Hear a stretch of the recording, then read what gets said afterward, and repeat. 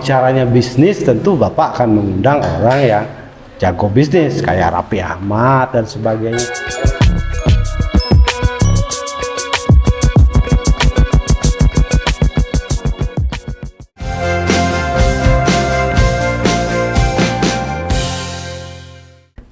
Nah, untuk Bapak tuh lebih suka buku e-book atau lebih ke fisiknya, Pak? Saya suka dua-duanya. Keduanya. Jadi kalau mau simple, saya baca buku yang memang e-book, PDF bentuknya. Saya bisa sambil di WC, sambil ini baca. Dari kita penyakit kita tuh kan pakai handphone tuh ya. Cuma masalahnya tuh kecil kadang-kadang tulisannya. Tapi di sisi lain, saya lebih suka juga yang namanya buku cetak. Kenapa? Kita lebih leluasa juga bawanya. Jadinya adalah membacanya lebih enak, dalam situasi apapun juga enak. Semua punya kelebihan dan kekurangan. Artinya pada saat menggunakan e-book ya dia lebih fleksibel. Kita nggak repot, nggak berat-berat bawanya kan, cuma klik-klik. Tapi kalau bawa buku kemana-mana juga repot, agak jauh gitu. Kecuali pada saat kita stay membaca buku jauh lebih enak, lebih nyaman dan sebagainya. Bapak membaca dan menulis itu setiap hari atau gimana, Pak? Kalau bacaan tiap hari ada. Nggak bisa nggak, apalagi sekarang media online, handphone, kemudian lagi secara tidak langsung juga di YouTube dan sebagainya pun itu membuat kita terbuka inspirasi. Jadi membaca, ada berita kita baca, setidaknya pasti kita membaca tiap hari. Setidaknya baca WA. Itu kan masih membaca, tapi yang hal-hal yang lain kan di WA juga banyak tuh berita-berita. Klik kita buka dan sebagainya. Kadang ya itu nggak bisa enggak, tiap hari pasti kita membaca. Bapak ada jadwal tersendiri nggak sih, Pak, dalam satu hari itu membaca jam berapa atau menulis jam berapa? Kan Bapak sibuk nih sebagai dekan gitu. Biasanya sih banyak malam. Oh, Pak. Jadi kalau di kampus itu ada mungkin beberapa hari ataupun jam tertentu. Di saat saya nggak ngajar, biasanya saya tuliskan beberapa dan sebagainya, bisa sampai 2-3 halaman ataupun sampai 10 halaman. Kalau malam itu biasanya di range jam 2 malam biasanya kan. Kadang-kadang itu karena kebiasaan saya dulu kecil, pada saat saya bangun malam itu saya baca, belajar. Dan itu terbawa sampai sekarang. Pada saat jam 2 saya baca ataupun saya menulis melalui laptop dan sebagainya sampai mata ngantuk lagi dan sebagainya, itu seperti itu. Jadi kalau di pagi hari itu pikirannya lebih enak kita menuangkan sesuatu biasanya. Mau baca belajar pun lebih enak pada saat pagi hari. Nggak relate ya sama kita kalau bangun tuh langsung lihat HP ya kan? Lihat siapa yang WA gitu. Ya. Jadi Bapak tadi bilang bangunnya jam 2 kalau. Jadi Bapak tidurnya jam berapa, Pak? Kadang tidur itu jam 9 sampai jam 10. Oh, tidurnya 2 gitu baru. Ya, tidurnya jam 10. Kadang bangun jam 2. Jadi artinya ya kita tidur di awal, baru nanti setelah itu mengerjakan sesuatu dan sebagainya. Kecuali ada kelas-kelas Zoom. Kalau saya ada kelas Zoom, mungkin ngajar dulu jam 9, nanti baru ngerjain satu, baru tidur, seperti itu. Kalau kebangun itu nanti tidurnya berapa lagi, Pak? Biasanya setelah subuh. Berarti ngantuk itu, Pak, kalau misalnya Udah kebiasaan sih, kadang-kadang udah kebiasaan kadang-kadang. Apakah ada impian atau tujuan yang terbesar dengan Bapak yang belum tercapai, Pak? Yang pasti menjadi guru besar tujuan hidup saya. Impian saya jadi guru besar, artinya itu yang belum tercapai. Saya pengen nanti di umur saya yang kurang lebih mungkin 50 tahun atau lebih, saya pengen menjadi seorang profesor. Itu. di sekitar tahun lagi, Pak? Ya, artinya arah-arah itu sudah dirintis. Semua sudah dibuat, rencananya udah, karya-karyanya ini dan sebagainya. Jadi impian seorang dosen itu ya profesor atau guru besar, tidak ada lain dan tidak bukan menjadi rektor bukan. Menjadi seorang profesor atau guru besar. Berarti udah jalan ke sana juga tahapan Bapak? Ya, tahapannya dijalani. Karyanya sudah kita buat dan sebagainya, arahnya, publikasi jurnal juga udah kemana. Artinya sudah step by step. Ibarat kita melangkah, dalam hukum Islam itu tidak mungkin kita langsung kelima kan? Iya, betul. Nggak mungkin langsung naik haji. Tentu dulu, baru sholat, baru puasa, baru zakat, baru naik haji. Nah, itulah tahapan yang harus ditempuh. Sama seperti dosen saya, artinya saya mau ke arah situ sudah tahap itu ditempuh. Berarti menuju ke profesor tuh apa aja sih Pak yang perlu disiapkan gitu? Sebetulnya karya-karya yang istilahnya berbau bereputasi internasional, Scopus dan sebagainya. Kemudian mereka sudah harus doktor, minimal memegang doktor, lulusnya sudah 10 tahun untuk bisa jadi profesor dan sebagainya. Dokternya udah berapa tahun? Saya 2015 Januari lulus, sekarang 2024, artinya udah mau masuk 10 tahun. Januari 2025 udah masuk 10 tahun. Semoga dipermudah ya Pak. Amin, mohon doanya saja ya. Ada nggak sih Pak bakat tersembunyi yang orang-orang belum tahu sama Bapak nih? Nah, mungkin banyak orang tidak tahu, saya itu sebetulnya negosiator. Orang banyak tidak tahu. Jadi saya itu sebetulnya pandai dalam bernegosiasi secara tidak sadar. Ya, itu banyak orang tidak tahu. Tapi saya sering dipakai atau diterapkan, saya dikirim kemana-mana pada saat bernegosiasi ini itu. Nah, secara tidak sadar saya ternyata saya punya keahlian di bidang ini gitu. Nah, itu kalau pertanyaan yang yang orang lain tidak tahu, itu salah satunya yang saya pahami ternyata itu gitu. Berarti kalau di kampus Bapak sering diajak untuk bernegosiasi ya Pak? Sering, artinya kadang negosiasi sendiri. Saya yang berangkat sendiri ke beberapa tempat. Apalagi dulu zaman Setia, zaman Pak Bur dulu. Nah, itu saya sering melala lah orang sini kemana-mana tuh saya sendiri bernegosiasi pihak ini, pihak itu dan sebagainya. Boleh ceritain sedikit ya Pak tentang kapan gitu negosiasi itu jadi terkesan tuh buat Bapak gitu? Ya, karena saya beberapa kali mengajak kerjasama di beberapa perguruan tinggi, baik itu yang negeri maupun swasta. Di situ saya sampai ke luar negeri, saya beberapa Universitas Thailand saya pernah, kemudian Malaysia.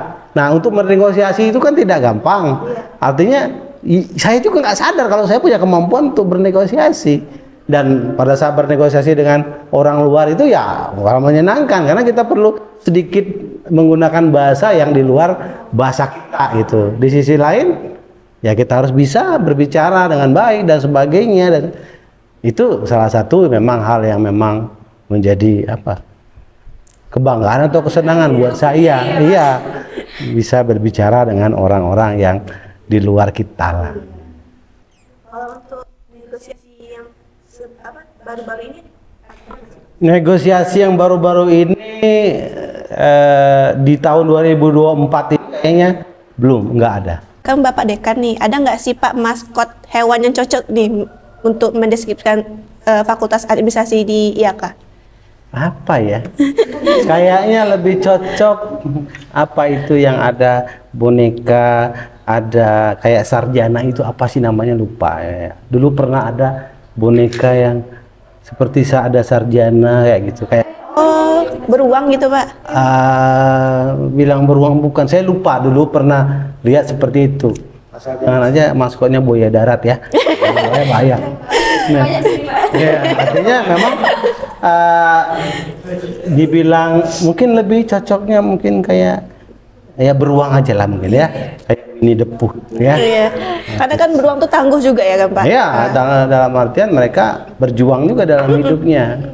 Dan menyeramkan. Ya, lucu, imut ya. Iya, lucu, imut. Asal jangan diganggu gitu ya. Iya. Ganggu dia gigit. Ganggu gigit. Nah, boleh nggak sih Pak spill sedikit pengalaman yang paling berkesan selama Bapak menjabat sebagai dosen atau di selama hidup lah gitu? Oke. Kalau berbicara pengalaman yang menyenangkan ya, saya itu dulu di tahun 2019, 2020 itu sering sekali mengadakan perjalanan luar. Nah, di situ kita banyak bertemu dengan orang-orang, artinya kita harus bersosialisasi, dan itu para akademisi, para peneliti dan sebagainya. Nah, itu pada saat itu kita sharing section, artinya kita presentasi dan sebagainya, artinya ilmu kita juga bertambah. Betul. Jadi pada saat kita melihat orang-orang itu ternyata saya itu tidak ada apa-apanya loh gitu ya. Pada saat kita keluar saya itu tidak ada apa-apanya, ternyata orang sudah jauh ini dan sebagainya gitu. Bisa aja kita nanti di dalam sini kayak seperti kata dalam tempurung, kita merasa kita yang paling hebat, tapi setelah keluar kita tidak ada apa-apanya gitu kan. Iya betul. Ya, jadi pada saat saya menyenangkan bertemu dengan orang-orang, apalagi orang satu bidang ilmu ataupun mereka yang memang punya dunia akademis, itu paling senang saya. Berarti Bapak suka traveling juga? Jangan tanya, paling senang saya. Artinya saya paling suka traveling gitu kan. Artinya jalan itu selain refreshing buat saya, kalau bahasa orang healing sekarang ya. Nah, di sisi lain saya bisa mengenal banyak tempat, mengenal banyak karakter orang, mengenal banyak budaya. Nggak usah jauh-jauh. Kalau saya ke Bungo bagian Limbur, bagian apa? Mudik atau orangnya. Mudik itu saya sudah melihat apa budayanya, apapun kegiatan orang itu bahkan menjadi sebuah inspirasi untuk menulis buat saya. Gitu. Kadang-kadang harus pilih aja orang bahu membahu memasak piru di orang mau pernikahan itu. Oh ternyata ada teorinya, bisa kita kaji. Oh ternyata begini dan sebagainya. Ada dulu sistemnya menikah itu sistem bapak angkat kalau di sini kan. Itu jadi penelitian saya. Jadi bapak angkat dan sebagainya itu membuat saya tertarik. Akhirnya menjadi sebuah buku dan sebagainya. Itulah selain traveling tadi, ya itu hal menyenangkan. Saya tertantang. Bahkan fenomena-fenomena yang terjadi saat ini itu menggelitik saya untuk bisa saya tuliskan. Di dalamnya nanti beberapa pendapat ataupun kajian dari saya gitu, seperti itu. Traveling paling jauh nih di mana Pak? Paling jauh itu Hong Kong.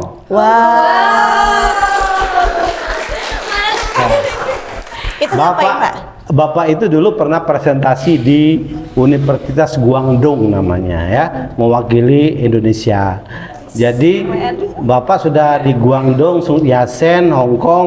Waktu itu ya selain berjalan-jalan ya kita juga join seminar di situ. Artinya baru itu yang sampai jauh. Iya.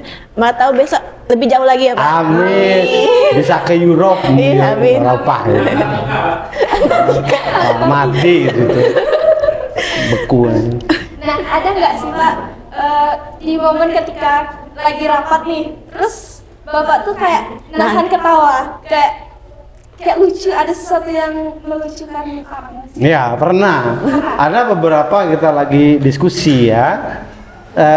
Tiba-tiba seseorang nyeletuk begini dan sebagainya. Saya sebenarnya pengen ketawa tapi karena menghargai akhirnya ya kita diam dulu dia. Berarti nggak terlepas kayak Tergantung siapa orangnya dan di kondisi apa. Jadi kalau saya tahu kenal orang-orangnya yang tidak baperan, ya saya ketawa. Saya ketawa dan supaya saya lega. Tapi kalau orangnya baperan nggak mau saya, karena nanti akan merasa tersinggung dan sebagainya. Karena di kita ini ada orang yang baperan, padahal kita nggak ngomongin dia seolah-olah ngomongin dia, gitu kan? Nah, disitulah kita harus mengenal pribadi masing-masing, baik itu teman, terutama kalau Bapak kan teman kerja dan sebagainya. Jadi harus mempelajari mereka supaya untuk meminimalisir konflik. Ya, karena konflik itu bisa aja terjadi kapanpun dan dimanapun. Jika Bapak bisa mengajak selebriti untuk diundang ke kampus, Bapak akan mengundang siapa nih? Tergantung mau apa dulu. Kalau bicaranya bisnis, tentu Bapak akan mengundang orang yang jago bisnis kayak Raffi Ahmad dan sebagainya. Dia punya usaha banyak. Tapi kalau usahanya kita mau berbicara public speaking dan sebagainya, tentu Bapak akan mencari orang yang jago ngomong sebagai pembawa acara dan sebagainya. Tergantung topik apa. Tapi kalau bisnis ini sudah jelas. Seperti itulah. Tergantung apa yang mau kita selenggarakan gitu. Ada nggak Pak rencananya ke situ gitu Pak, mau ngundang selebriti? Ada rencana ada. Ya memang kita mau mencanakan seminar, kayak nanti target kita Pak Sugiono, Prof Sugiono, tahu buku yang banyak tuh, itu sudah ada ancang-ancangnya. Itu kalau ngundang gitu berarti nyari sponsor dulu ya kan Pak? Nyari sponsor. Mereka datang ke sini kan harus kita bayar. Penginapannya lagi. Akomodasinya dan sebagainya sampai ke Bungo loh gitu kan. Nah itu jadi menjadi tantangan tersendiri. Pak, kalau boleh tahu nih, anak bapak ada yang cowok nggak? Random kali ya pertanyaan. Kalau ada boleh. Aduh. Kalau soal ini susah ya. Susah, Pak. Karena begini, orang tua zaman sekarang nggak seperti zaman dulu. Iya, betul. Jadi kalau Bapak pribadi, anak itu ya mereka yang bergaul, kemudian yang cocokkan mereka. Artinya pada saat mereka mengenal cewek atau cowok, ya silakan mereka. Kami sebagai orang tua hanya merestui. Artinya atau yang menjalaninya juga anak-anak gitu. Artinya silakan, tidak ada masalah. Sama siapapun saya tidak. Sama kami boleh nggak, Pak? Ya boleh lah. Ya hasilnya anaknya juga harus Mau kenal juga, Pak. dulu, bukan mau tidak. Artinya saling mengenal aja dulu. Kalau begitu kenalin dong, Pak. Aduh, malu. Kalau boleh tahu umur berapa Pak anak Bapak Pak? Anak Bapak 2, satu perempuan mungkin tahun ini dia lulus kuliah. Kemudian yang kedua laki-laki itu baru mau masuk Universitas Pendidikan Indonesia. Oh, baru mau masuk ya Baru Pak? masuk. Masih Dia- kecil Sukma. Nggak apa-apa, Dia- suka berondong nih. Dia keahliannya desain komunikasi visual. Wow. Kemarin dia waktu di sekolah SMK-nya itu mendapat juara 1 nasional. Kemudian mendapat juara 2 silver se-Jawa Barat. Oh, Sekarang kemarin dia buat film kerjasama dengan Falcon Picture. Itu judulnya adalah aduh lupa saya judulnya. Si Pulau Monyet apa pokoknya gitu. Nah, jadi kebetulan dia sebagai animasi di film itu. berarti nggak di Bungo berarti ya Pak? Ya, dia di Bandung. Oh. Anak saya dua-duanya di Bandung. Bandung. Bandung. Boleh. Mas Deng. Nggak boleh ding, adik. Iya. Nggak apa-apa. Nggak apa-apa kan, Pak? Dia tinggi, besar. Nggak apa-apa, Pak. Ih, justru Ya, itu, dia Pak, kelihatan yang dicari tuh lebih itu. abang-abang atau AA gitu iya. kalau orang Sunda ya. Anak saya enggak ada yang seperti saya, pendek enggak. Saya pendek juga enggak ya. Iya. Tadi mereka tinggi-tinggi semua. Nanti kami melengkapi anak Bapak. Ini enggak ada masalah. Anak Bapak tinggi. Cocok, Kak. Pasti setiap orang tua tuh punya tipe sendiri kalau mau jodohin anaknya. Sesuai nggak nih Sukma sama tipe Bapak? Insya Allah sesuai. Tadi saya Bapak kembalikan, kami sebagai orang tua itu hanya memberi nasihat. Restu. Jadi ada Memberi nasihat, memberikan pandangan. Jadi sisanya ya mereka yang menjalani. Kami tidak mau mengatur kehidupan mereka, enggak. Itu. Sangat open minded ya. Ya. Enak kalau punya mertua begini mah.